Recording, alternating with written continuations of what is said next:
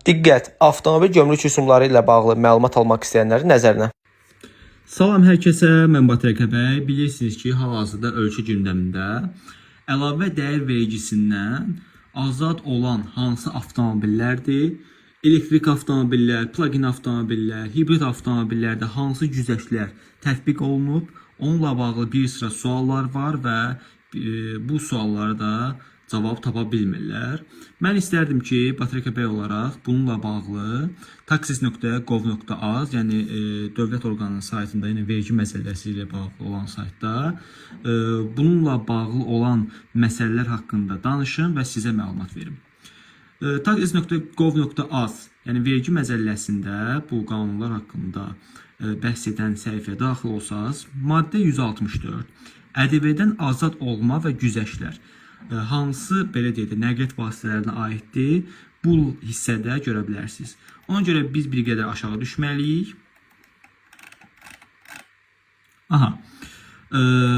Və burada yazılıb 164 1.41 yalnız elektrik mühərriki ilə işləyən avtomobillərin idxalı və satışı. Burada belə qeyd olunub, amma hər hansı bir qarşısında müddət qeyd olunmayıb.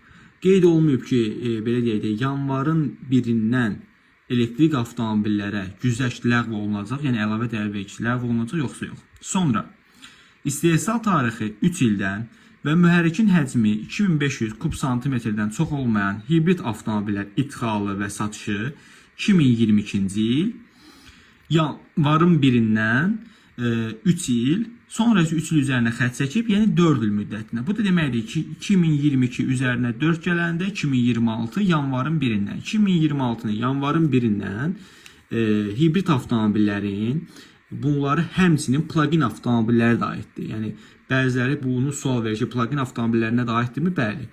2026-cı ilin yanvarın 1-dən həmçinin plug-in və hibrid avtomobillərin güzəştlər bitəcək. Və burada belə bir hissə var, çox adam bununla qarışdırır. 164 1.41.2 elektrik mühərriki ilə işləyən avtomobillər üçün ikinci və üçüncü səviyyə elektrik enerjisi doldurucuların idxalı və satışı. Doldurucular, yəni bunlar adapterlar nəzərdə tutulub. 2022-ci ilin yanvarın 1-dən 3, əvvəl 3 idi, sonra isə xətt çəkilib 5 il müddətinə. Yəni, adapter gətirmək istəyənlər, şarj aparatı gətirmək istəyənlər üçün ƏDV hələ də 2027-ci ilin yanvarın 1-nə qədər azaddır. Amma bildiyim kimi, yalnız elektrik mühərriki ilə işləyən avtomobillərin idxal və satışı ilə bağlı hər hansı bir belə tarix qeyd olunmayıb, amma hibrid ilə plug-in avtomobillər barəsində tarix qeyd olunub.